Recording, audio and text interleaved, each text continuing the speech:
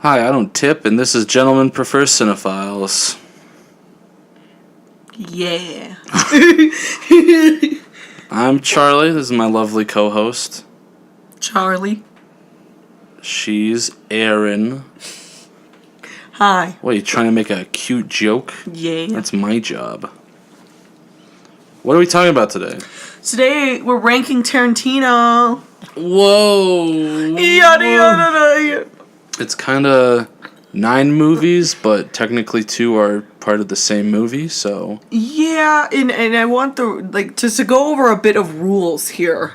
We're ranking Tarantino's directed films. So there's not going to be any true romance, no natural born killers, nothing like that. I wish that I could put 4 Rooms somewhere on there, because he directed a segment of that, but we're not going to count it.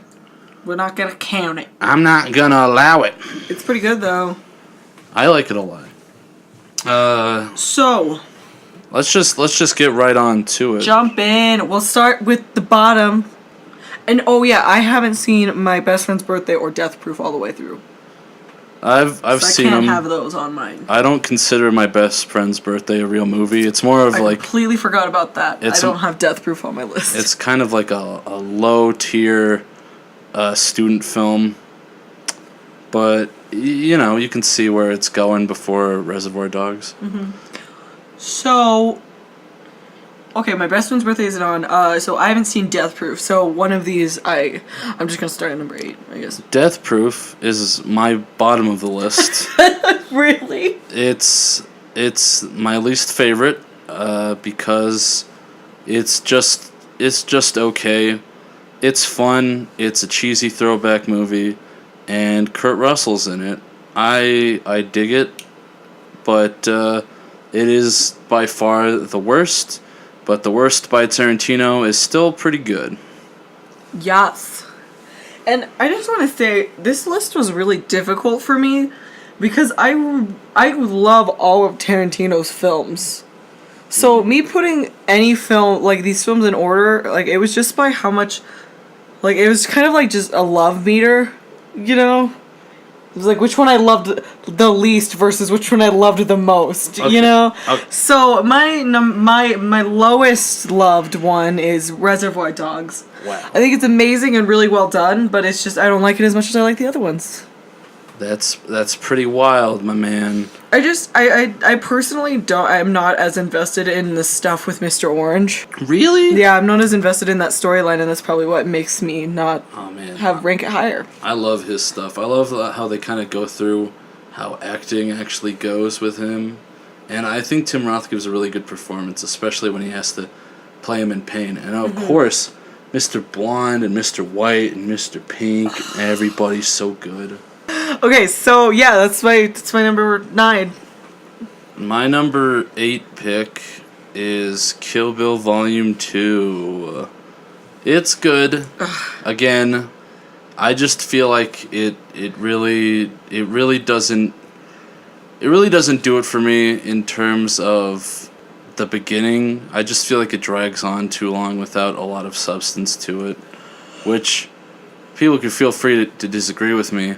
I just feel like I will in a couple spots. I just find it to be very I don't know, it's just pretty good. The dialogue's pretty good, but you know, I don't find that there's anything that's really special about it to me. If you viewed Kill Bill Volume 1 and 2 as one straight through film, where would you put it on the list? I'm just curious. I'd probably put it as my 6th favorite. Sounds good. Solid. So, my next one, and I hope I don't get any hate comments for this. Pulp Fiction is my next one. Whoa! Oh my god, but what? Yeah. That's it. That's the whole review. That's the whole thing. Pulp Fiction's really good, but I just like stories and Tarantino. Like I'm more attached to other stories that Tarantino's told, and that doesn't mean I don't like Pulp Fiction. I like it a lot. Like I said again, this is like a pretty much like a I love all of my children, but which child do I like more? Yes. Tarantino's my favorite director too, so this is a really awkward time. Why did I suggest this episode? Sorry, Charlie. Okay, what's the next one? Number 7. Wait, isn't it your turn? No, you already did Pulp Yeah. Fiction. Number 7. Bruce. The Hateful Eight. Now this one's a little bit contentious here because you Don't give away my list. love The Hateful Eight. Don't give away my list.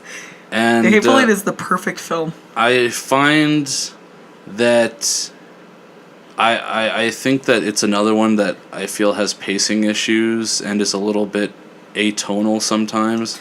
That makes sense. I will say that there's definitely a tonal difference with that and the other ones, but I think that's mainly Sally Menke not being able to edit anymore because, she's dead. Oh, I agree. It's really sad. No, I agree. So I think that's part of what plays into it. But it 100% suffers from that. I don't. Well, we'll discuss that later. So, yeah, it's a good movie. It might even be a great movie, but it's one of the ones that I felt not super solid about. That makes sense. People are gonna come for me. So my number 7 is Django Unchained. Django. Django. Sorry. Yeah, no, I find that one super surprising because you have that poster of it. Yeah, I mean, I still like it. Just Django. Like I think it ends like 3 times, which I think is a little off-putting for me. And it's like they're like little minuscule things that like affected this list, but yeah, I'm just a little bit more tied to the other stories in Tarantino's films. Like Django was really good. It was really well done. It's not my favorite Christoph Waltz that in Tarantino's films, but it is really good. Okay, now we're entering what I consider the Hall of Famers for me. Really? Those last 3, they're pretty good in my opinion, but my next pick is Kill Bill Volume 1 for the number 6 spot. Yes. And it's a great action movie. It's sort of flawlessly executed in terms of quick exposition and execution. It's a very fast-moving movie.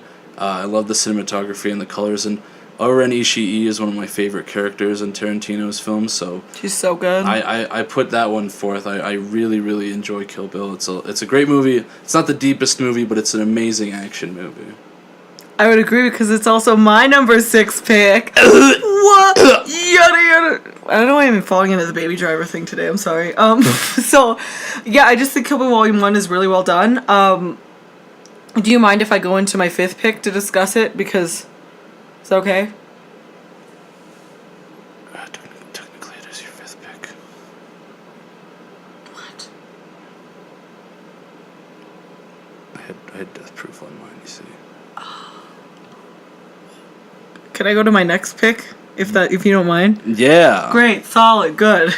So Kill Bill Part 1, Kill Bill Part 2 ranked higher than Kill Bill Part 1, but there's the same spot on my list because I do kind of view them as I view them as the same film. I just read them as like one long giant epic. However, Kill Bill Part 2 I like a little bit more than Part 1 because I really like Bud's character and I just really like his existential horror, and I really like how Part 2 wraps up Part 1. There's a little bit more for me to chew on with Part 2 because I remember it resonated with me more as a kid because I liked the existential stuff a little bit more. I like the idea of Bud's character being aware that he's committed a wrong and fine with the consequences of it. It really opened my eyes in terms of filmmaking at an early age because I thought it was interesting to depict someone who would generally be shown as just an evil, but to kind of introduce a good and bad to him. So that's my Kill Bill spiel. What's your next one? I'll go through my next 2 just so we can both be even. Cool. My next one is Pulp Fiction. Pulp Fiction is great. It's sort of like a flawlessly edited film. Yeah. Very well written, great performances all around. It's a very seminal film for Tarantino. It's where a lot of his ideas coalesced initially, and it's still a really, really great time today. I believe it's my dad's favorite. Oh, that's cool. He saw it when it came out, I think. Jealous. So, well, you weren't born yet, so Still jealous. So Pulp Fiction, great. My number 4 is Reservoir Dogs. Now, in high school, I would have called it my favorite one, but I mean, I really like the simple setup. I like that it's all in one location. I like the stripped down characters to just colors. I like the flashbacks that give depth to their backstories. I really like all the payoffs that happen. I think the soundtrack's amazing. And a lot of the cinematography is pretty inspired, especially a lot of the tracking shots and stuff. So Reservoir Dogs still really hits me. I think that it's just a very well-made movie all around. Great. So, my top 3. Wait, really? Okay, cool. You talked about. So now we're into the top 3. It's just funny. Our top third pick is the same. Wow. It's Jackie Brown. Jackie Brown is amazing. I think it's the most underrated Tarantino film by far. Oh man, I completely agree with that. It's just remarkable because it's really interesting to see Tarantino adapt from a book and almost take a slight step back from like being so Tarantino. I really like how meditative Jackie Brown is in comparison to Tarantino's other works. No, I agree. I think a lot of that comes from the Elmore Leonard novel that it's adapted from, Rum Punch, because he talks a lot about like the aging characters. So in Jackie Brown, there's a lot of older characters that are dealing with more of like older person problems, like meeting someone when you're old and feeling like you're out of your prime, stuff like that. So it feels like the most mature of his films. It's the least overtly violent, I would say. It's a very interesting one in his catalog. I think a little bit more than Reservoir Dogs. I think Jackie Brown is more of a perfect heist film for me, because just how everything is shot within the heist film. It doesn't need to kind of go back and walk you through the heist, because you experience it in real time as it's going on. So it's really interesting in terms of that. Yeah. Do you remember your thought? Yeah, I was going to say that Pam Grier gives one of the all-time great performances as Jackie Brown. Oh, yeah, she's so good. It was a really... I think it was an incredible stylistic choice to decide to go with a blaxploitation look and change the character of Jackie Brown to be a black woman. It makes her character feel so much full of more, like, character and depth to her, where she's, like, gone through a lot of stuff in her life, as you can tell, and Pam Grier just delivers. Yes, she does fantastic. Baddest one chick hit squad that ever hit town. Across 110th Street. I don't remember the words that well, so I kind of just. Oh my god! Fun fact though about me. Can I tell it? Can I tell one? Under 30 seconds, I promise. Yeah. It used to be my favorite Tarantino film of all time, and I went in high school. I bought a Jackie Brown suit to wear under my graduation uniform, and it was perfect. Hell yeah. Yeah, it was great. It was a good time.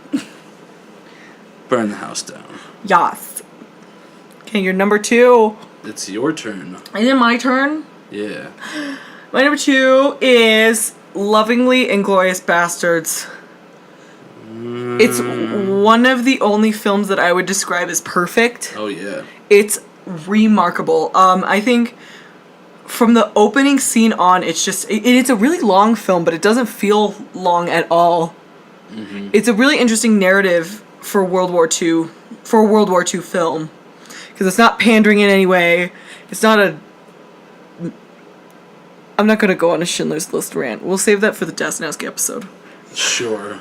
But Inglourious Basterds, it's just everything hits the mark so well. From Christoph Waltz to Brad Pitt to everything that's happening, to the heist, to the different storylines, and to everything coming together in the conclusion. It's just perfect. It's honestly amazing. Christoph Waltz. That's my reason for Inglourious Basterds being my number 2 pick, because it's perfect. Which is really interesting, because my number 1 must be even better. My number 2 pick is Django Unchained. Django! So, that was like a reversal of earlier. Yeah, 100%. That's a joke now. Django, I think, is great. It's very episodic. The shots are beautiful. It's Tarantino bringing forth his spaghetti western influences. I think it's beautifully shot. I love the characters in it. I love all the different settings and the costumes. I think that a lot of the themes are really interesting, with this sort of mythic heroism and deconstruction of the horrible acts of slavery in the vein of an Old West action movie. It runs smooth and flawless, and it's just a great movie. I never thought I would put it this high. When I first saw it, I was a little mixed, but then I was like, "Whoo, baby!" Rewatches. Oh my, Django Unchained is beautiful. My number 1 is The Hateful Eight, and The Hateful Eight is not only perfect, it's transcendent. Bold statements. Next. Just kidding. So I have a huge thing for mystery films. Mystery films is a huge part of my heart and soul, and I think The Hateful Eight is the perfect mystery film. Oh. I love the editing. I love how they use the types of cameras that they use indoors, because I think it really opens up the space and allows you... I think it allows you to buy into the work a little bit more, personally. I think all the characters are well written. All the characters are well acted. The different chapters of it are perfect. The intermission is at the perfect time. People say things at the perfect time. They get the perfect ending. Channing Tatum is a little awkward in it, but you know what? He's still perfect in it because it's the perfect film. Woo! Yeah, I love everything about it. I saw it like 3 or 4 times in theaters because oh my gosh, the soundtrack is amazing too. Oh my gosh. Oh my gosh. The soundtrack is cool. I love Vinny's haberdashery. The flashbacks are amazing. And the L'Age d'Or reference. I have to be... There was a L'Age d'Or reference? Yes, there was. There was. The Jesus on the cross in the beginning. That was from L'Age d'Or. I think that's just a Jesus on the cross. It's from L'Age d'Or. I don't know. To reference L'Age d'Or, you have to have somebody licking statues' toes or something. That's a little. I'm just kidding. But when they start talking about the 120 days of Saw, that's where you see the Jesus. No, I know. I've seen L'Age d'Or. I know. But The Hateful Eight. The Hateful Eight. The Hateful Eight. Oh my gosh. I don't even know what to say because it's just so amazing. I could watch it. Oh my god, let me finish. I'm just kidding. I'm sorry. I'll let you in. This is my favorite film of all time. So, it's just I completely forgot my thought. Fact checker. This is also your number 1 Tarantino, isn't it? Yes. Give us your reasons. The reason why I like it so much is I like a film that does try to take on a race issue and actually has a solution, which is a really interesting solution, is that there is no national or global solution to the race issue, save between persons.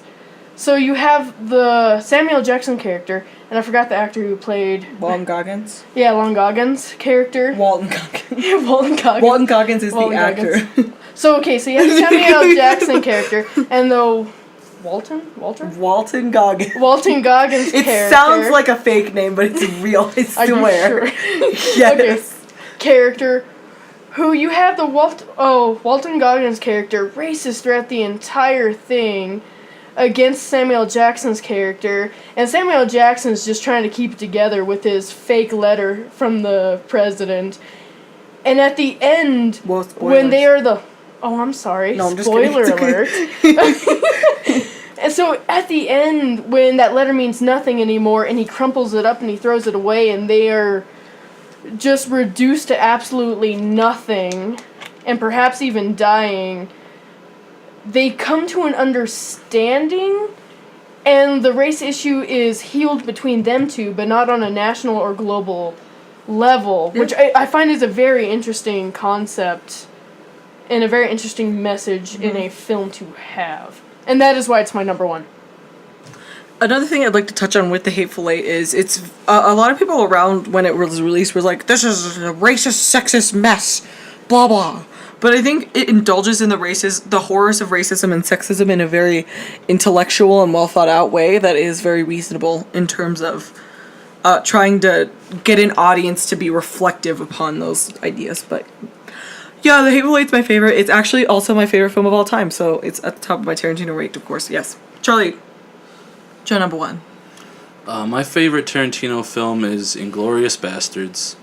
Like Erynn said, it's a perfect film. Mm-hmm. I think that it's another one that's incredibly episodic, but also the themes really come out of it. It's very well directed. The shots are very vibrant, and the composition always feels like very, very interesting in how it plays with scale, and how it plays with characters. It's a very interesting movie because of how much it plays with the light and dark throughout the whole film. And I don't know, I just think that it's got like a perfect construction, and it gives me the most in terms of emotional highs and in terms of thoughtfulness and cinematography and theme. So I decided a long time ago that it was my favorite. Gorlami. Margarete. Dominic the Coco.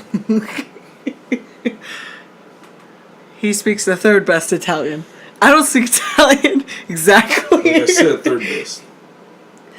Yeah, those were all top hate. I almost said those were our top hateful eight films because that's all I'm thinking about. Please let that be your outro. These are our top hateful eight. These are our top hateful eight films. So these are the top films on our list for Tarantino. Before we go, where do you think that Once Upon a Time in Hollywood is gonna? I'm so glad Margot Robbie got Sharon Tate. It's Tarantino's next film. It's set in 1969. 69, and then it's about this man who lives next to Sharon Tate. It's about some people who live next to Sharon Tate. Leonardo DiCaprio's involved. Brad Pitt's involved. Margot Robbie's involved. I'm excited. Okay, I think it'll be above my top 4. Or like in my top 4, possibly. So, what's your top Where do you Tarantino think it'll films be for ranked? you? Me? Yeah. I have no idea. You don't have any idea. No, I haven't seen What do you think anything it'll be from like? it. I hope that it's good. Great. Solid. Great. Good. So how about you guys? What are your ranked Tarantino films? Which one's your favorite? Tell us in the comments below. My name's Charlie. My name's Erynn. You can find us at their YouTube page, obviously. Gentlemen Prefer Cinephiles. Facebook, Gentlemen for Cinephiles. Instagram of the same name. And our website, gentlemenforcinephiles.net. And iTunes. Yeehaw! Yeehaw! I'm the new sheriff of Red Rock. See you next time. Alright, so the reason why I think it's a Lodge or reference. She deserves to kill us. We deserve to die. Leave that chick kicker hat at home next time.